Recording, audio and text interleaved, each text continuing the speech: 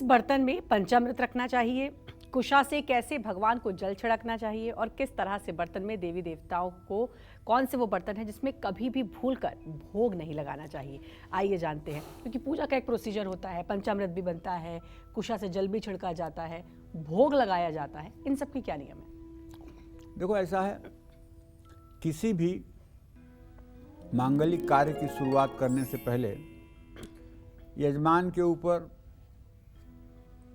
जल से पवित्र किया जाता है। हरि ओम अपवित्र पवित्रो वा सर्वावस्थां गतोऽपि वा यः स्मरेत पुंडरीकाक्षं सहवायाभ्यंतरः शुचिः पुंडरीकाक्षः पुनातु।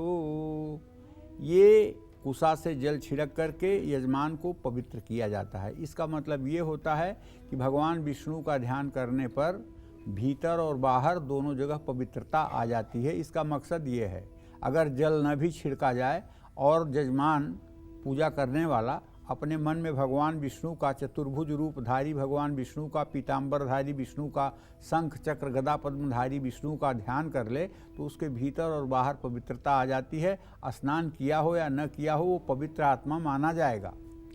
उसके बाद में पवित्री धारण करने का विधान है।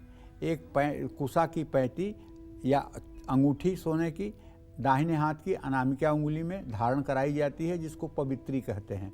ओम पवित्रे स्थो वैष्णव्यो सवित्रो वह प्रसवाहुत पुना में छिद्रेण पवित्रेण सूर्य से रसंभीत ते पवित्र पते पवित्र पूतस्य जतकाम पुणे तक्षकेयम।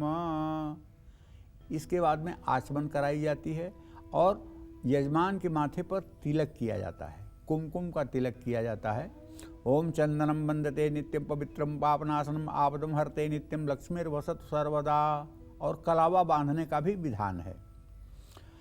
पूजा करते समय टूटे हुए चावल का प्रयोग नहीं करना चाहिए, क्योंकि जो चावल प्रयोग किया जाता है उसका नाम होता है अक्षत। अक्षत मतलब कि जो छत नहीं है, जो टूटा हुआ नहीं है। अगर टूटा हुआ है तो अक्षत नहीं है, वो छत है। तो इसलिए साबुत चावल से ही पूजा की जाती है, इस बात का भी ध्यान रखना चाहिए। चावल देवताओं को 3 बार और पितरों को सिर्फ 1 बार अर्पित किया जाता है। पूजा में प्रयोग किए जाने वाले पानी, दूध, दही या घी में उंगली न डालें। इससे हमेशा साफ चम्मच का प्रयोग करें और उसी से उसका इस्तेमाल करें। तांबे के बर्तन में दूध, दही या पंचामृत कभी भूल करके भी न रखें। तांबे के बर्तन में जल के अलावा और कोई वस्तु कभी भूल करके न रखें, ये बात ध्यान रख लें। पूजा अर्चना करने के बाद आचमन हमेशा 3 बार करें और देवताओं को 5 बार आचमन की जाती है। देवताओं को भोग लगाने के बाद 5 बार जल गिराया जाता है। ओम प्राणाय स्वाहा, व्यानाय स्वाहा, उदानाय स्वाहा, अपानाय स्वाहा, समानाय स्वाहा। इस तरह से इस मंत्र को 5 बार बोलते हुए आचमन के लिए जल गिराया जाता है देवताओं को। इससे त्रिदेव ब्रह्मा विष्णु महेश प्रसन्न होते हैं और अपनी कृपा बरसाते हैं। लोहे के बर्तन में कभी भी भगवान को भोग मत लगाइएगा। कहने का मतलब स्टील भी लोहा ही है। स्टील की कटोरी में, स्टील के प्लेट में भगवान को भोग नहीं लगाना चाहिए। इसके लिए आपको अलग से पीतल की प्लेट घर में रखनी चाहिए। पीतल की प्लेट या चांदी की प्लेट में ही भगवान को भोग लगाने की व्यवस्था रखनी चाहिए।